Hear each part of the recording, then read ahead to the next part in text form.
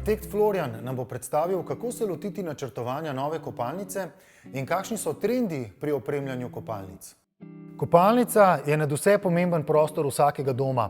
V kopalnici se dan začne in tudi konča, zato načrtovanje kopalnic ne kaže zanemariti.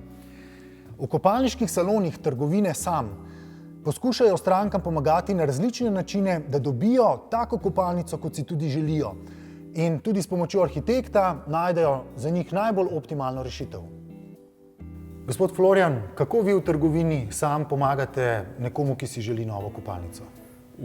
Stranko probam voditi čez celoten postopek izbire vseh elementov kopalnice in skušam najti optimalno rešitev, nove postavitve, v njih odkriti tisto željo, kaj želijo sploh od kopalnice in jim to tudi ponuditi.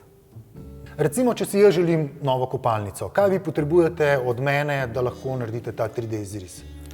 Najprej potrebujem osnovne mere prostora. Zdaj, če si slučajno ne bi želeli sami pomeriti, lahko tudi jaz pridem na dom in zadevo opravim sam, kar se tiče izmere.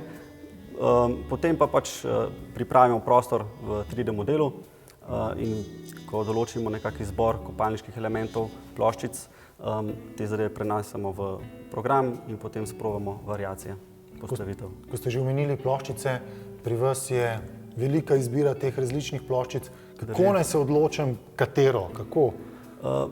Težko. Si mislim. Ja, zdaj odvisno je, nekateri ljudje pridejo sem že z dosti jasno sliko, kaj želijo in so odločni, rečejo, to mi je všeč, gremo naprej, najdemo optimalno varianto postavitev, izračunamo kvadrature in vse te stvari. Nekateri pa vidijo preveč lepih stvari ali pa preveč slabih in težje malo najdemo neko optimalno varianto. Takrat gremo skupaj čez salon, probamo najti neko pričakovanje, kaj želijo z novo kopalnico in potem sugestiramo majčkeno, katere ploščice bi bile mogoče in primerne za njihovo kopalnico. Kar se tiče vgrajevanja, izvedbe del, lahko ponudimo strankam montažo parketa, vinila in pa notranjih vrat. Kar se tiče pa ostalih del, pa predlagamo izvajalce, za katere vemo, da svoje delo opravljajo vestno in kvalitetno. Kakšne dileme se običajno pojavljajo pri opremljanju kopalnic, seveda pri strankah? Pri strankah prihaja do različnih dilem. Ene so pri prenovah odločitve, tuš, kat, oboje, seveda se stvar tudi nekak prostorske zmožnosti, kaj prostor sploh prenese. Kaj pa vi svetujete, recimo tuš, banja? Zdaj, če je prostor, je smiselno, vprašanje je, v kakšnem obdobju smo. Nekak starostniki prihajajo z drugačnimi željami in potrebami, kot pa mlade družine, ki si kat želijo zaradi manjših otrok, kjer se le dogaja igra v banjah. Ampak kakšna točno dilema je pri bideju? Saj uporabe še danes ravno taka, kot je bila včasih.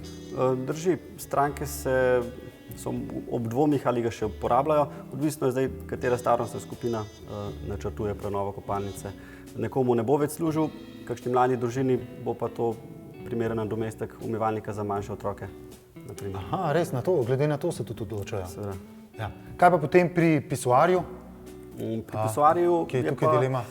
Dilema ni več toliko dilem pri uporabi pisuarjev v stanovanjih, zdaj, ko so tudi pokrovi, da malo omehčata odprti videz pisuarja. Odločajo se vedno več, tudi pri družinah, kjer številčnost moških ni tako velika. Res, tudi samo za enega člana? Tudi. Imamo stranko, ki je se odločila za pisar, kljub temu, da je oče edini moški v družini. Gospa Saša, smo sredi ustvarjalnega procesa opremljanja tele vaše kopalnice.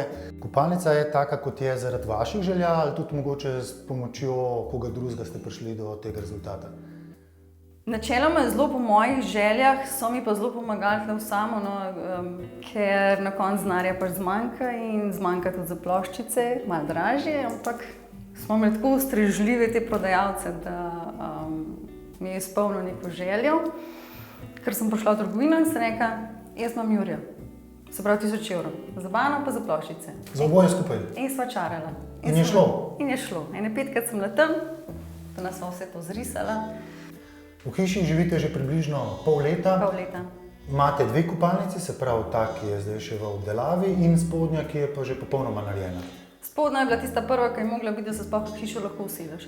Se pravi, tista je manjša, predvidevala se je, se pravi, za goste, za prehodno, ker smo več v spodnjih prostorih, pa za moža, ker smo pač 3 dekleta in oba imel svojo kopalnico. Ja, tako, ta je njegova.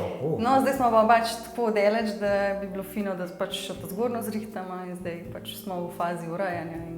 Se pravi, v tej kljub temu, da je večja, pisuar odpade. Tako. Ker v spodnji je pisuar, fanta malo pa samo enega. Ja. Zaenkrat? Zaenkrat. Še 2 dekleti sta doma? Kandidati za zete pa prihajajo, ja.